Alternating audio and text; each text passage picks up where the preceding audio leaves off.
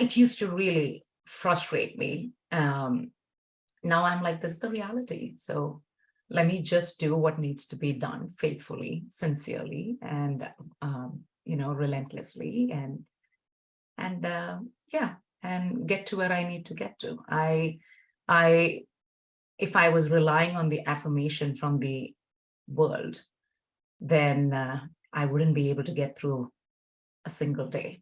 So I'm focusing on getting through every single day. So welcome to our webinar series on the hero's journey with our lovely host, Avril. Today we have with us a special guest, very, very inspiring Anu. She works for one of the most prominent international organizations that works towards the rescue and rehabilitation of individuals trapped in slavery and bringing criminals to justice. As a result of Anu's leadership, 10,000 individuals have been rescued from forced labor slavery.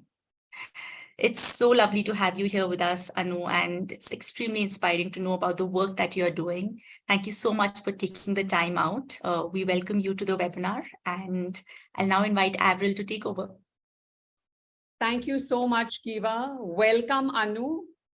Thank you for agreeing to do this, first of all. I'm so honored to have you here after, reading and understanding the work that you do through our mutual friend, Ashwin Matthew. I call Ashwin the gift that keeps giving. Because, see, there's no other way to describe him. He was my second guest on the podcast, and he said, I know just the person for your tribe. She's going to be just the right fit. And he couldn't be further from the truth. You are everything that our community would really appreciate. I would describe you as a fierce warrior. I would describe you as somebody with a big heart and somebody who's just, making this world a better place for all of us. I know you help not just children, but men and women who are in trafficking, who are trapped in trafficking, in slavery. And I would just like you to introduce yourself in terms of your latest achievement with the Canadian Parliament. So before I hand it over to you, I just want to welcome my tribe, welcome coaches, MCC, PCC, ACC, even if you're not a coach, welcome to Coacharya, and welcome to the Hero's Journey, where we talk to ordinary people doing extraordinary acts of service to make their mark in this world, not from a place of ego, but from a place of giving and service. And now I hand you over to Anu George. Oh, thank you so much for having me here. Good morning, afternoon, evening to everyone who's joining in. My name is Anu George Kanjinathopul, and I get to serve as the CEO of International Justice Mission Canada. Been in this space for, I think, almost 2 decades, and absolutely, love the journey that I was on, the journey that got me here. So really glad to be here. You asked me specifically to talk a bit more about the latest initiative. It's such an honor that my role at IJM allows me to partner with people who care about what's going on in our world. Recently, we had the opportunity to work with the governments, corporations, and nonprofit organizations to see a policy change be enacted. After almost a decade of advocacy, and none of this work can be done in the absence of advocacy. Specifically what we've been trying to do in Canada is working towards the Canada's Modern Slavery Act. Formerly, it was known as Bill S-11, an act to enact the Fighting Against Forced Labor and Child Labor in Supply Chains Act, and to amend the customs tariff to become a law. I know it sounds very technical.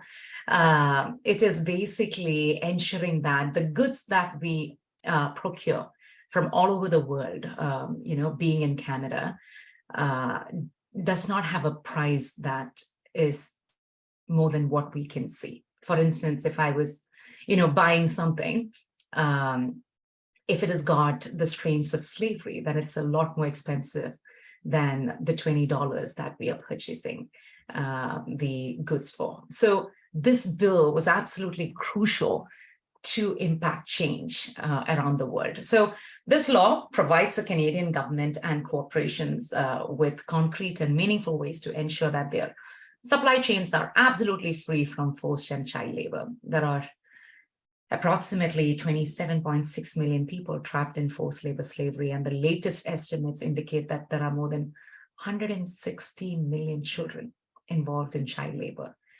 And I mean, this sort of exploitation threatens a person's safety, health, in some cases their lives. It's for children, the impact of doing dangerous or risky jobs has a lasting impact on their physical, mental, social development, and impeding their ability to lead healthy adult lives. It's unbelievable. So the Canadian customers or consumers want to be confident that they are not just contributing to forced labor or child labor. So International Justice Mission, along with other organizations who have pressed the government to create this kind of law, are pleased that this action has finally been taken. So we've been advocating for this bill since it was introduced in the Senate in 2018. So we believe that Canadian corporations are sourcing supplies or final products from countries using forced labor or child labor must change, and doing so have the opportunity to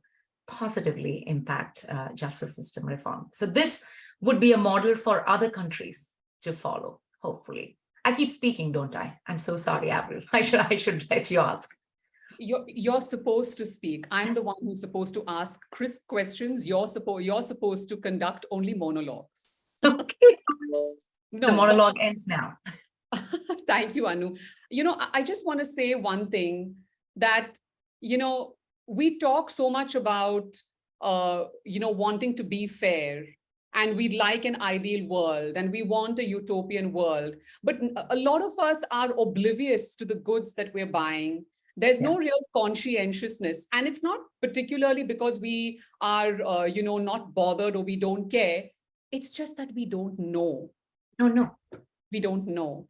And with people like you who have to do their due diligence and who have to track down people, and, everything is like it's like a link in a chain, everything is linked to something. I mean, I just want to say I want to acknowledge how incredibly difficult this must be for you, and to take this on as the first female South Asian CEO in a leadership position at the International Justice Mission Canada. I'm just wondering, it's such a tall order. What inspired you to get into this field? Thank you. I've been asked this question several times, but this is the first time somebody has asked it in a way that it has hit me as deeply. Well, it was my personal experience with violence that revealed a world I never knew existed. I mean, for the longest time, I felt I had to show up because I did not have anyone show up for me. A decade and a half ago, when I was introduced to the work of IGM, it just broke my heart in a way that I cannot quite articulate. What drew me closer to those who were suffering in trafficking was their inability to draw close to hope. So it just felt like a natural response that a survivor of violence would have, for me to invite them to a space where I experienced hope. And what keeps me excited about doing this work is to see people, once victims of sex trafficking, walk into those very same brothels and tell others who are still victims that there exists hope and that she is evidence.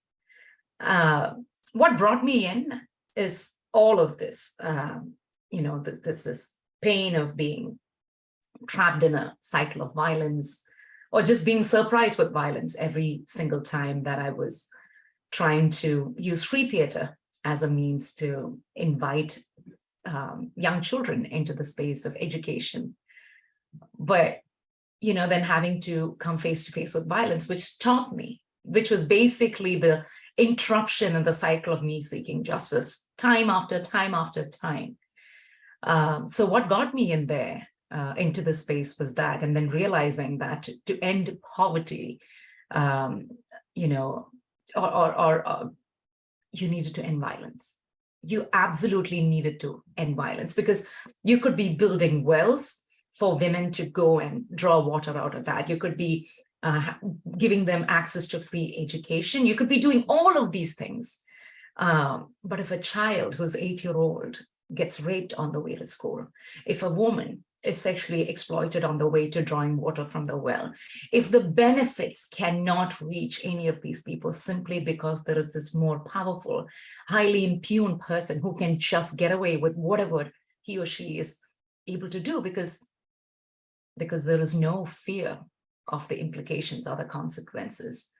Well, that drew me, like just the audacity that and the impunity that you can get away with such a heinous crime brought me in to that space. But what keeps me here are the stories of hope.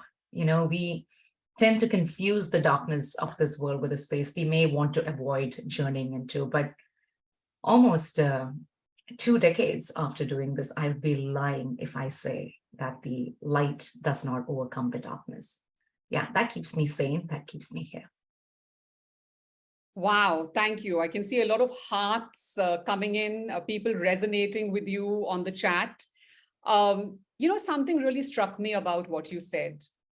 Number one, there is a kind of a sympathetic element, and I'm sorry to hear that you experienced what you experienced, but there is that element where you're not looking at it from a disassociative state. You are looking at it from a completely associative state. And that's kind of bringing your heart and soul into it. And the one line that really stood out for me when you were speaking now, Anu, is you said that she is evidence. You may tell people, you may cajole them, you may show them the way, but when one of their own walks into the space and says, if I can do it, you can do it. And that evidence is so important, especially for women, because, you know, they gain strength from another woman if they're in a dark place. And, you know, it's just, I mean, it's absolutely, the more you talk, the more I'm gobsmacked at, what phenomenal work you're doing. And it's like you're so out of your comfort zone in the sense of what this calls for and, what your giving is, but you seem to be so comfortable with it. I think that has become my new comfort space. Like the more challenging it gets, I'm like, I'm at home now. If things are getting super easy, I'm like, oh, this is weird. Like, I don't fit in. Like, yeah. I absolutely can understand what you're saying. So my next question is challenges. Could you share with us some of the challenges that you have faced as a woman breaking through barriers in the corporate world, particularly in the context of the international justice and human rights space? Oh my, I could speak for hours on this topic. Like for the longest time, maybe even now, I've been seen as being overly ambitious and aggressive, in contrast to how men would be perceived if they were doing the same thing. My passion is seen as being overly emotional, or my sense of urgency has been seen as being overly ambitious. I think I've learned to walk this as my everyday reality. The more you come to terms with this is how you're going to be perceived, regardless of what you say or how you perform, you feel less pressure to be someone else or something else. And like you mentioned, being completely comfortable in my skin required some training. And that has involved having thick skin when receiving unwanted comments and sidelining conversations when necessary. And I see it, right? My job requires me to be the face of the organization to talk about these issues. So sometimes on social media, it's not like I love being out there. Absolutely not. I mean, I'm an introvert, though people do not believe, but I do this because my work requires me to bring more people into this fight. And some of these things that you have to hear on social media, simply because you're a woman, just like there is absolutely no other qualifier to be taunted and abused on social media, like just directing all of that negativity to you. I think it has been easier to accept that as the reality and stop trying to fight it. Like I've got bigger battles to, be armed for. These unseen or sometimes very visible challenges in the field. Yeah, I mean, I'm not gonna pretend that I can solve it, but show up. There have been rescue operations where I would have conversations with these officials, and they would not look at my face. They would, I would ask the question, and they would look the other side and look at the man and say, so what do you want me to do? And I'm like, look at me. I'm sitting right in front of you. I'm the one who has investigated the case. Talk to me.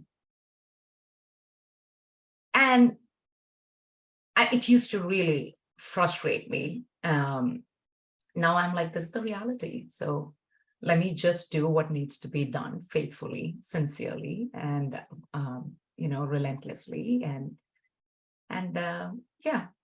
get to where I need to get to. If I was relying on the affirmation from the world, then I wouldn't be able to get through a single day. So I'm focusing on getting through every single day. Well, thank you for answering that, Anu. I can't imagine, because I've not been through what you're going through, but I can totally relate from the point of view of a woman, because, it's a male dominated space. Oh, yeah. And then, you walk in and you're articulate and you're beautiful and you understand, you're well qualified, you're empathetic, and you have that, women have a certain je ne sais quoi. They have a certain touch. They do things differently because, they're operating with a different energy. With no offense to men, it's just a fact, because as women, You're created for that. I mean, that's how I see. Exactly, because, we give birth. So it's a natural thing that we have. And I think it also breaks, when women are in a space like this, you've got to play to both sentiments. You've got to be that tough, strong exterior. Otherwise, like you said, you'll be eaten alive. Oh, and yeah. then, right? And then you've got to be, this vulnerable, nurturing, mothering kind of person. Because when you're rescuing these people, I'm sure they are terribly traumatized. Yeah. And having a woman, in that space would be such a comfort for them, because it would be handled so differently, being a woman. And so, you're honoring both those spaces. And it's a really, really, it's a really tough thing to kind of negotiate within yourself. But I can see that, you're straddling it so well. You have that balance.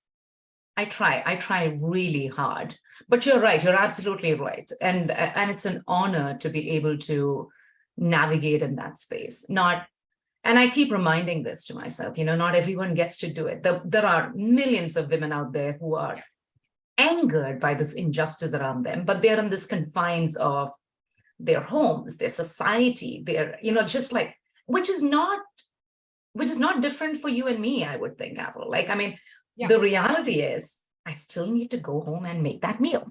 I mean, I just still need to, give in to the other societal expectations of, oh, the mother is not coming to put the girls to bed. Like, there are still all of those things which has been forced upon you. No, I love it. I mean, believe me when I say this, I love all of that. But when it becomes one of the other metrics that evaluate you as an, efficient mom or wife or woman in the society, it kind of becomes daunting and hard. Absolutely. And I think somewhere, Anu, for women who are strong like yourself, sometimes it becomes tougher actually. Oh. Because, it's like living up to so many things. And most of those things are kind of perceptions from the outside world. And then at some point in time, if you don't check yourself, it's like you start believing it. And then you need to step away and say, whoa, just a second. This is not me. Yeah. And then you fight yourself. You're like, exactly. And that's a harder battle to win. You're like, what are you doing, Anu? Like, oh, fine. Okay, good. Anyway. Absolutely. Thank you for being so honest, Anu. I'm just enjoying this conversation. I hope this 1 hour never ends. So let me go on to my third question. So International Justice Mission Canada focuses on combating various forms of violence and injustice.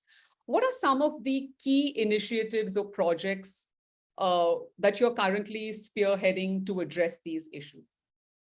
Well, to begin with, slavery is illegal almost everywhere, but over 50 million children, women, and men are trapped in modern day slavery around the world. And this number increased post-pandemic. Earlier, it was 40.3. Post-pandemic, 10 million was added to the mix. So I know it's just the most daunting thing on the face of it, but it's solvable. I mean, less people are giving up on this problem even before we can get to the solution. So international justice mission strengthens justice systems to enforce the law, which deters criminals and protects people from violence. We strengthen the justice systems by offering training for government officials, combating slavery, equipping them to respond to cases sensitively and proactively. So together, we design improvements that serve survivors and deter other potential traffickers, basically shifting the fear from the victims to the perpetrators. All these years that I've been in the field, one of the things that I've observed is that survivors of slavery, modern day slavery, are afraid to walk into this police station, while the perpetrator would come in his or her Benz and just, slam the door open, walk into the police station like he owns it. And the power equation in that space is absolutely, well, for lack of better words, nauseating. And you see the victims of human trafficking afraid to even sit on the chair because they believe that they've not earned the.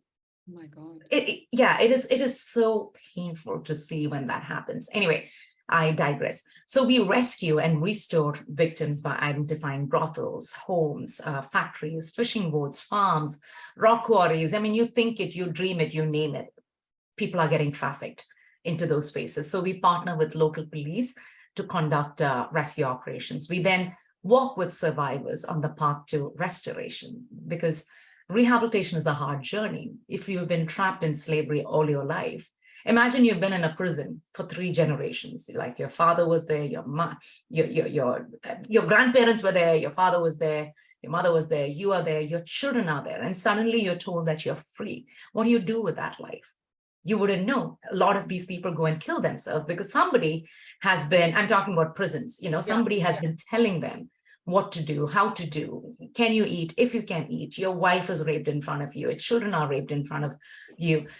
And then suddenly, one fine day, you're told that you're free. So that journey of freedom, of rehabilitation, is probably a bigger feat than being rescued physically from that place itself. So that's a long journey that we walk with survivors on the path to restoration, developing care plans, focusing on physical health, trauma counseling, economic self-sufficiency, and breaking the cycle of violence which has been transferred from their perpetrators to their own homes. Domestic violence is always on the rise.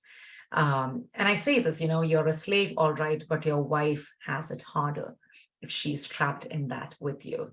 Anyway, so IJM brings criminals to justice by working alongside justice system officials to bring strong cases against traffickers and hold them accountable under local laws. We aid public prosecutors by collecting evidence and researching legal precedents, scale demand for protection by convening and equipping champions and grassroots community leaders and survivors of trafficking, to global corporations, to development institutions, to call on governments to protect people from slavery.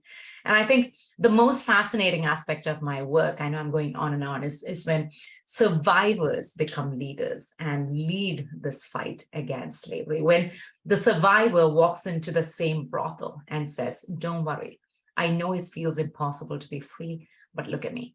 And then walk them out of that space. When survivors are in parliaments talking against this injustice and seeking advocacy changes or legislative changes, when all of those things are part of what makes IJM a phenomenal organization to serve and also be served by. Other focus right now is also the war in Ukraine, making sure that we are at the borders in Romania, getting to the survivors who are fleeing the war before the traffickers do, and ensure that we are able to, yeah, free them from the cycle of violence that they land in. Because perpetrators are so creative. Like when you see crisis, they see opportunity, and they get Yeah. very creative. Like online sexual exploitation of children is another example. When we were supremely successful in Philippines to, crack down every single home, every single brothel where children were taken into, forced into sex trafficking, they got creative. They moved to the online space, and Canadians, Americans, Germans, like anywhere in the world. I saw a few people who are signing in from Lisbon, like anywhere in the world. You have $1.20, you could stream live sexual exploitation of children. And the youngest child that we have rescued was 2 months old, like unbelievable. So as we speak, Avril, there are 750,000 perpetrators right now, this second, online trying to look for sexual content from children, which has been made available by these perpetrators in Philippines. So this is the space that International Justice Mission is operating out of. Wow. I mean, I don't think our lives are ever going to go back to being, la-di-da again when we listen to you speak and explain to us.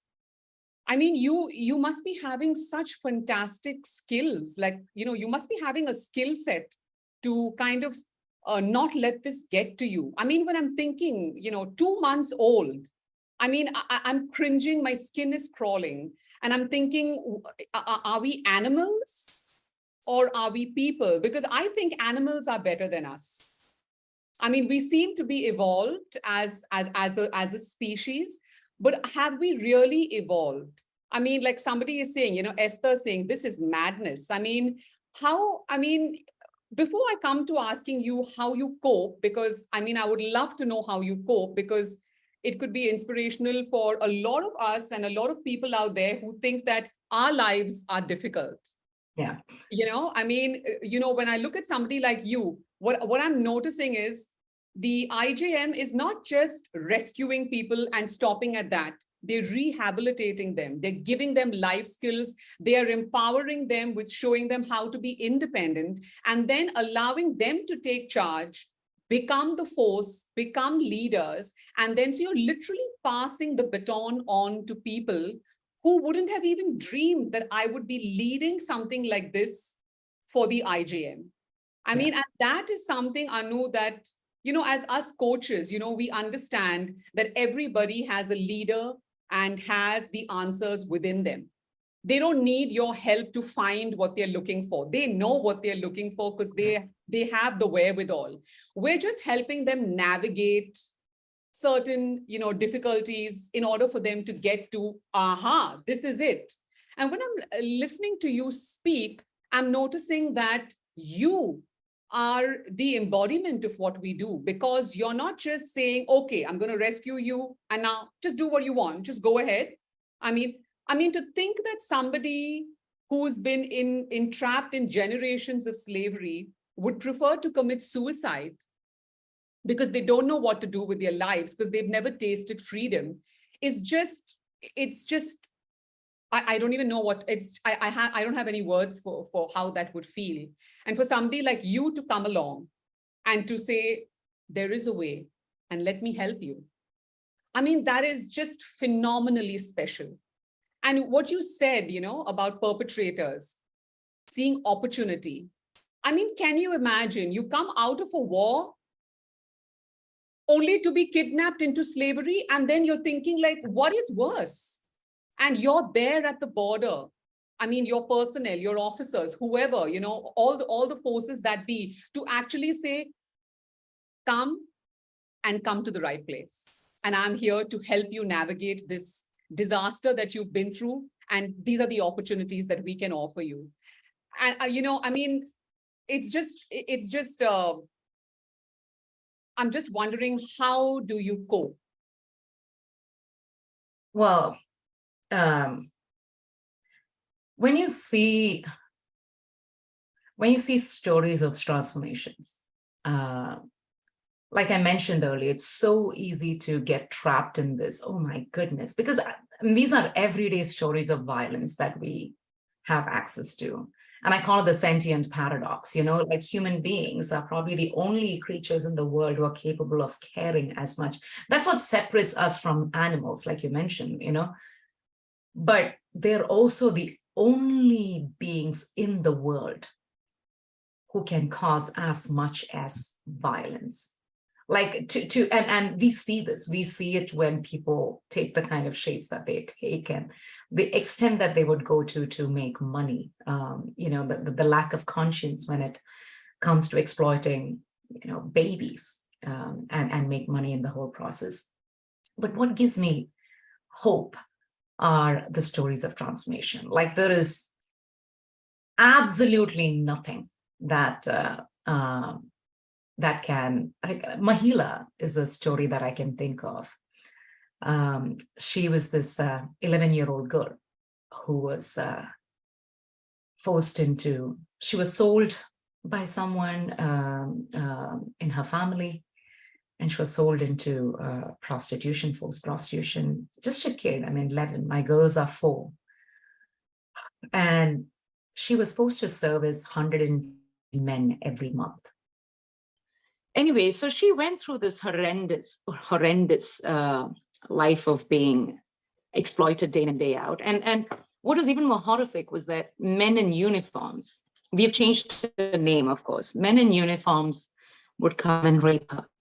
So she was even have to go to the police to complain, even if there was a means to escape, there was no means. So when IGM found her and brought her out of that situation, she wouldn't open her mouth because she was mortified of them taking her back in.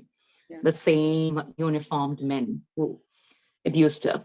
But the process of rehabilitation and walking with her, working with her, allowing her to have a go at childhood once again. And today Mahila is a social worker.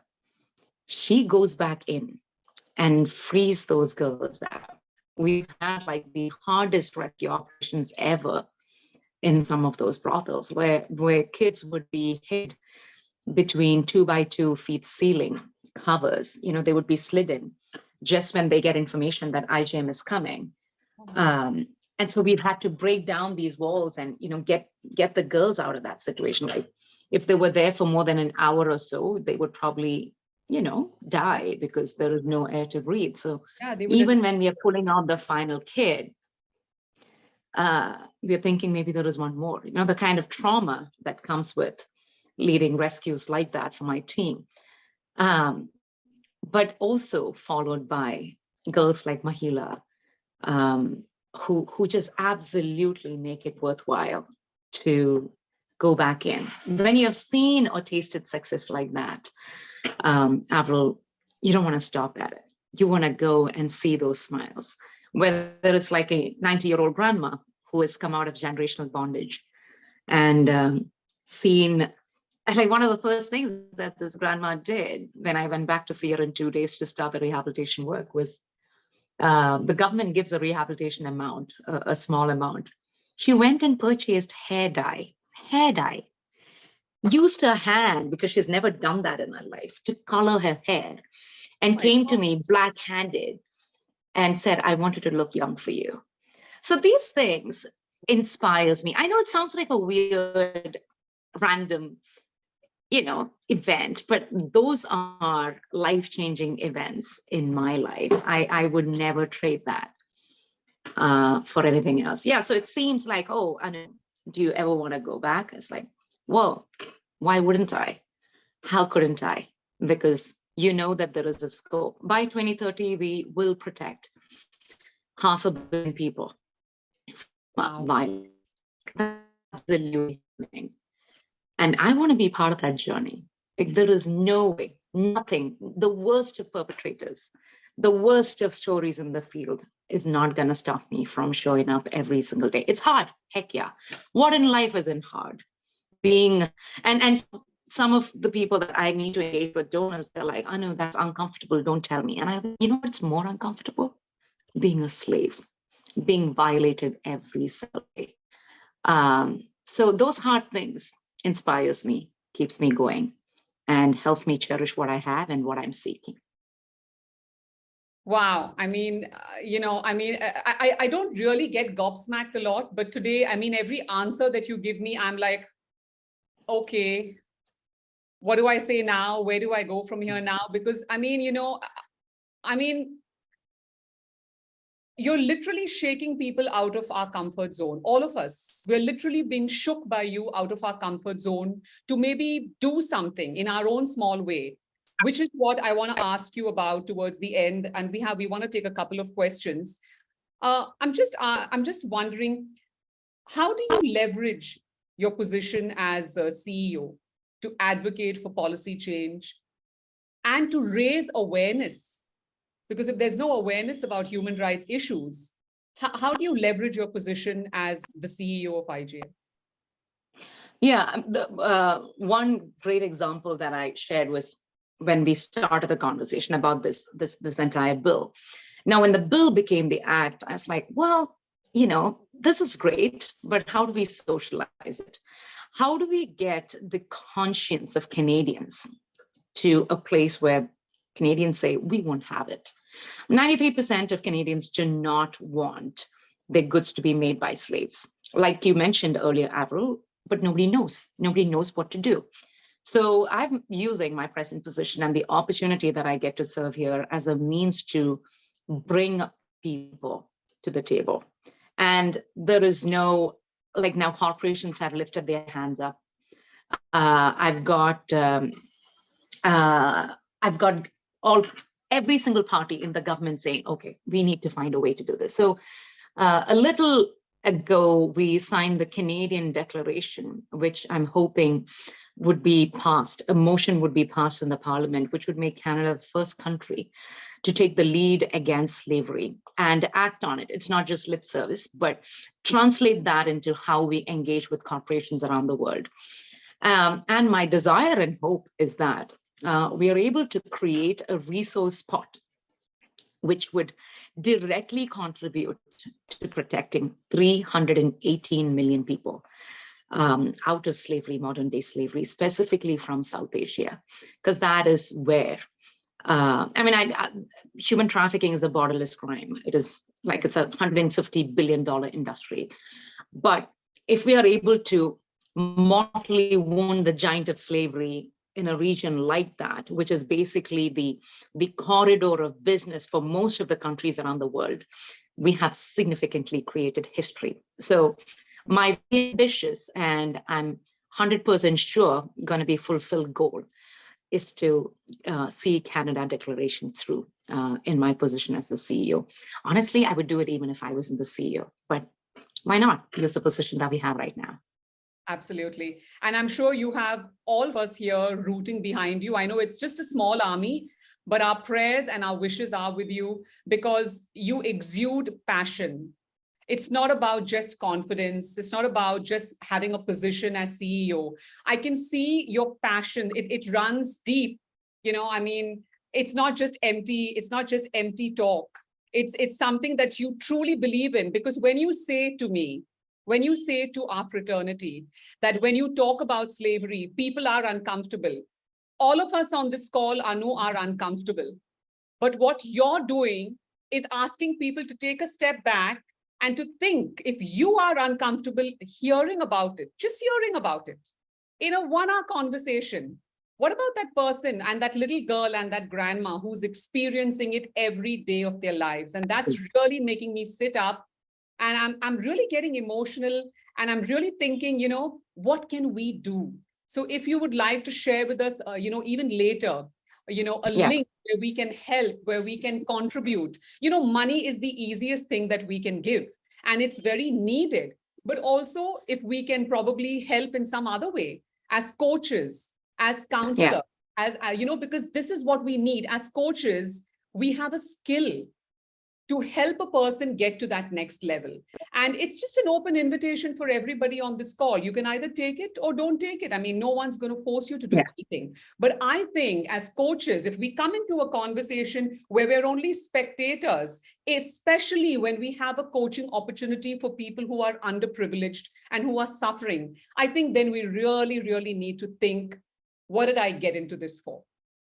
Is it just to coach the big corporates? Is it just to coach the rich entrepreneur? Is it just to coach ABC? Or can I be of more service and go beyond the finish line? So thank you for helping us really, really. I mean, I'm just voicing what I'm feeling, and I'm just with no implications to anybody else, but I would really love to be a part of this, because I think if I can help save one person's life. Oh, absolutely. I think, I could live in your shoes for one day. Oh, So the shoe is available for taking. There are several pairs, because there is no way that either me or people like me within the organization can do this. Like, we do this in partnership with grassroots organizations, people who have been here, drawn to this fight because of how they've been oppressed themselves. So, and I keep telling people this, I was like, do not put a organization or a individual on a pedestal. Yes, it is hard, but we couldn't do it without you. So if Avril, you were thinking, I'm drawn to this fight, let's just join hands. There are amazing ways that you are inspiring people and helping people grow in their position of leadership. How can you use the gifts that you have and the influence that you have to make a difference? Happy to share details about that. Yeah, you just brought an idea to my head. A lot of us coaches, are training leadership. And, corporates have the power, they have the voice to stand behind something like this from a purely humanitarian stance. It's not about what can I get, but what can I give? And we know so many of those corporates, and which is why I'm extending an open invitation on behalf of you, that if you can do something with corporates, or if you want to even get in touch with Anu on your own to probably help her in some way, I think it would be really time well spent. And I think you're going to feel good about not yourself, but about your purpose. You're going to feel good about your purpose, right? So I'm going to leave space for some questions from the audience, because I think some people are itching for me to stop speaking. But I'm going to ask, and I love speaking. It's the only thing I'm good at. So I'm going to ask you one last question, Anu, and then Kiva, you can get some questions ready, my dear, so we can open it out. So my last question for you, Anu, is what advice would you give to young women who aspire to pursue leadership roles in the corporate world, in law enforcement, in the fields of law, and related to social justice and human rights? Just show up as well as you can. I mean, what we as women need to tell ourselves is to put aside the notion of perfection, the notion of balancing, the notion of societal ideals. There are people who need us, and what we have to offer to the world is perfectly offerable just as we are. So I think oftentimes in this space and in spaces outside, I feel I almost grieve along with other women who are stuck in the space of not being able to do something because they're like, what if it's not good enough? What I'm not good enough? These questions that nobody else is asking. Like, people are so focused on being wherever they want to be that they don't honestly care about the imperfect world that we are trying to thrive through. So showing up just as well as you can would be one thing that I tell any young girl who looks up to me. I'm like, just show up, stand up. And it's critical that women who are in positions of leadership, for us to do that, not only because it's the right thing to do, showing up, but because bringing diversity in a variety of ways of including gender makes us a better, stronger, more productive organization and a global community. It is important to me, and it's important to every single woman who's trying to figure out, how do I show up? To ensure that our daughters or our children, or sons or daughters see that as the norm and not as the exception.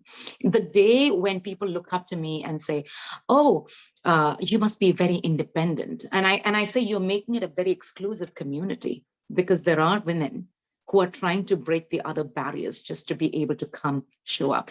Let's be that for other women. Let's embrace the sisterhood. Let's invite more people to that journey. Let's not make it a competition. And let's feel comfortable to show up as we are, because that's all the world needs. So well put, Anu. I don't want to spoil it by saying anything, because you've put it so aptly. I mean, showing up is the best thing that we could do. Would you be open to taking any questions now, Anu? Just absolutely. Absolutely. And before I get to the questions, one of the things that you mentioned, Avril, reminded me, yeah, the corporations that you deal with, everybody is thinking of what is in it for me.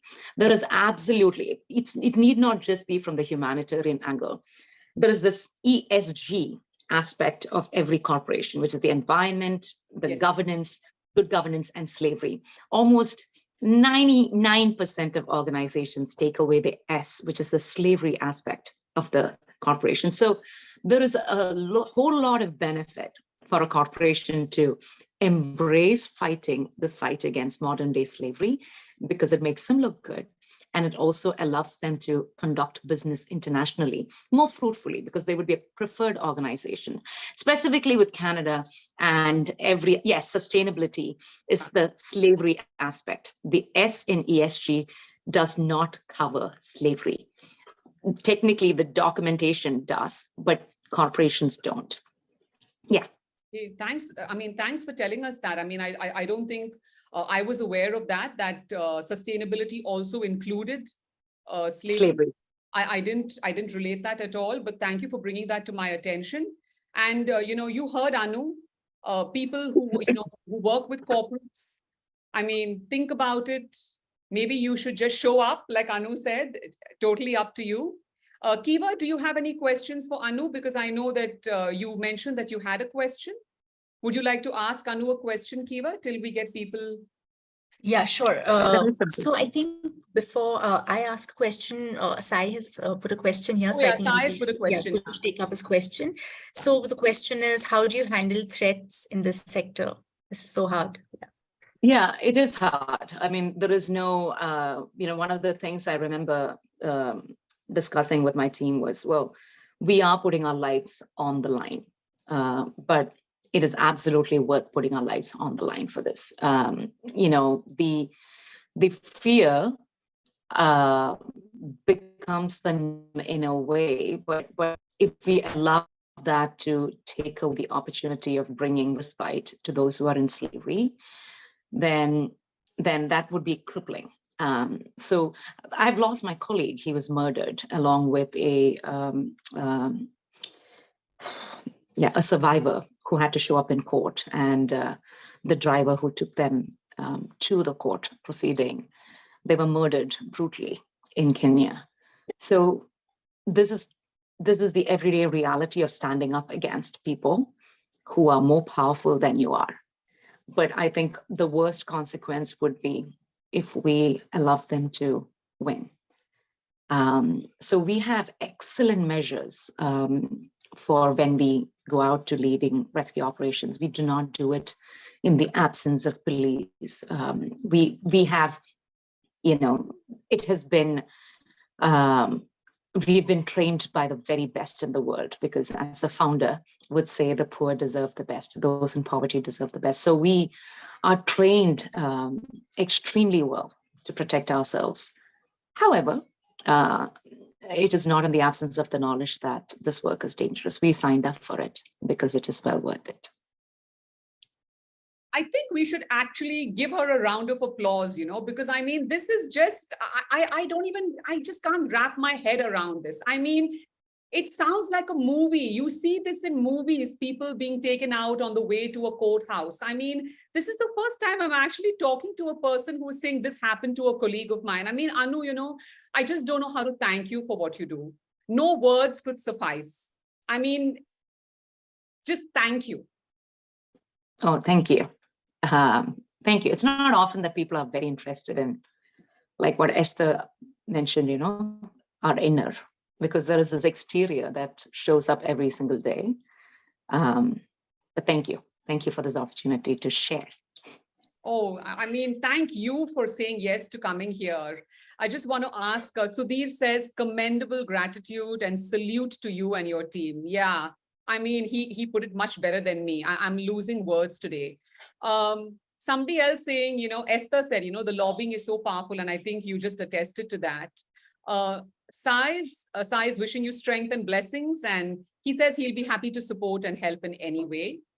Kiva, I know you have a question, or you wanted to ask a question. I wanted to ask a question. So I wanted to ask Anu, with the work that you and the team are doing, it's tough, it's challenging, and it's a lot of things that you are trying to change. So if you fast forward to, let's say, 10 years from now, what do you think would have shifted systemically because of what you're doing? What is the change that you see? I don't even have to fast forward 10 years from now. From the time I came to now, we have seen systemic changes. We've been able to, in just the last 13 years, we've been able to exit countries because we have worked ourselves out of the job. The governments have taken over. We've been able to see zero prevalence in certain brothels that we have worked in, not brothels, where in the space of sex trafficking in certain countries, in the space of bonded labor or forced labor trafficking. We've seen zero prevalence in certain jurisdictions, exactly the jurisdictions that we have worked in. So this is working. Nobody can question if the approach that International Justice Mission is working or not. Fast forward 10 years, you don't even have to fast forward 10 years. 2030 is sufficient time for us to see the protection of the, and therefore mortally wounding the giant of slavery, and therefore introducing systemic change, because without systemic change, this problem is not going to solve for itself. That is a no-brainer that we have understood. So this theory of change is something that was in question maybe 15, 20 years ago when IJM started this work. We have the proof now, and I'm convinced, whether you fast forward or stay in the present, we are happy to, declare that this is working. So. Thank you so much. Yeah, I mean, Kiva really asked a key question. Systemic change is the only way things can change. I mean, absolutely. It can't happen individually. And I'm so glad, and I can see that real, sense of accomplishment and a sense of happiness in your voice when you say, we don't have to truly 10 years.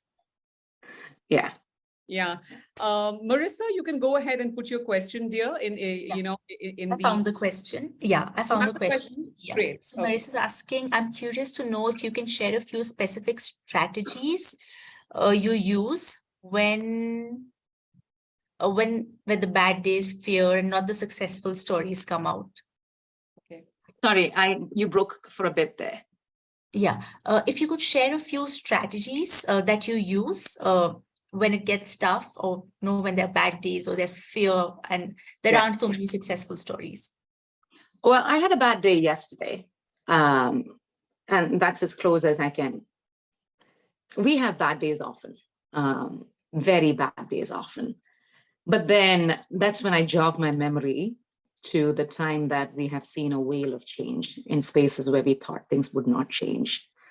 So memory is a good thing to turn to when things get tough. The memories of those who have been protected by the work that we are doing, the memories of those who are leading the change because of the impact of the work that we are doing, the memories of the time where we were only able to rescue a few hundreds, but now it has come to tens of thousands. So those memories are helpful. And it's so easy to slip into that pit of, feeling, oh, everything is going bad. So I keep telling myself, it's horrible now, I know, but it has been worse before. And we have always seen through. And that's the thing with life too, right? I mean, for those who have had experiences with the hardest of heartbreaks, when I was going through a very bad stage in my life, my dad and grandmother very wisely told me, give it 6 months, Anu, and then reflect on this day. And I was like, no, nothing is going to change. And I was like, but just the memory of where we are and where we could be and where we are at this point is good, I think. Thank you for that question, and thank you for that brilliant answer. Marissa says, thank you so much from deep of my heart, Anu. So powerful and beautifully, simply accessed memories. Thank you. Everyone's like, there's so much of love for you. So I hope this love really strengthens your mission and strengthens your resolve. And Sudarshan says, you are my hero. Thank you, Sudarshan. Yeah. I don't have to be. I mean, she is a hero. She's not a heroine. She's a hero. Yeah. We're not, we're not going to like do this sex thing. You're a hero. And if we don't have any questions, Anu, I know that you're fantastically busy. It's just the start of the day. It's already 8:31, and I really want to be respectful of your time. So I'm just going to ask Kiva if she has any last few words that she'd like to share with us. I don't know if we've lost Anu again because her picture's stuck. Anu, can you hear us? Now I can hear you. Fantastic. Yeah. You'd asked for links. I'm happy to send it. Yes, IPM.ca is one, but for those who are in different parts of the world, I'm happy to send specific links to how you can support. And Anu, it would be really nice if you can ask, your PA who I've been in touch with to send me everything that needs to be sent out to people. And Kiva, Sure. who's in charge of communication, she'll make sure that all the people on this webinar are going to get those links as to how you can take your time, how to support, where to support, what to support, all the questions, if you can just make it easy, because I know that it's the beginning of the day for you. You're fantastically busy. And, knowing that you didn't have a great day yesterday, Anu, I really want to thank you from the bottom of my heart for not letting that stop you to be present today. I know you've been traveling. I know it's been hectic. I know that I've been trying to pronounce your last name, and I think I have it, and it's Tanjania Topal or something like that. Good try. Thank you. Try. Yeah. I'm trying to step out of my comfort zone with just your name. So thank you. I just wanted to just lighten the mood a little bit, because, sometimes, when we think about these things, there's a feeling of like, why is life so hard, and why is life so tough? But, somebody looking at you with your smiling face, doing the work that you do, I mean, I don't know what else to say, but a big thank you. Our hearts are filled with gratitude. We have something to really contribute towards now. As coaches, we really have to put our thinking caps on and really think about coaching in the spirit of coaching. Ram, our founder, talks about the spirit of coaching. And if our spirit doesn't come in for something as good as this, a cause as good and gracious and honorable as this, then a big question mark, at least in my mind. What am I doing this for? So thank you for sowing seeds of hope. Thank you for sharing your journey with us. And I wish that you have many more bright days ahead, many more stories. Break everything in your way, glass ceilings and concrete walls, and let's get everyone in this world the life that they deserve, a life of integrity, respect, and freedom. Thank you, Anu George. It's been a fascinating journey with you today, and I'm going to hand it over to Kiva now. Okay, great. Anu, thank you so much. You've educated us. You've made us aware of the challenge that exists. And most importantly, like Avril said, you filled all of us with so much hope. So thank you so much for being you and for joining us today and inspiring all of us. And like Avril said, we hope our community, all of us can come together and join hands with you to take your work forward in our own little ways. So thank you so much once again for joining us today. Thank you. I appreciate it so much. More power to you. More power to all the coaches on the call. You're doing something amazing. Working with people isn't easy. So thank you, each one of you. Thank you so much, Anu. Have a wonderful day, and we look forward to getting an email with your links. Okay. Sounds good. Bye. Bye-bye. Thank you, Anu. Thank you, Avril. Thank you, everyone. Thank you, everybody. Bye-bye. Bye-bye. Bye. Thanks, Avril. You're welcome. Bye, Kiva. Bye-bye.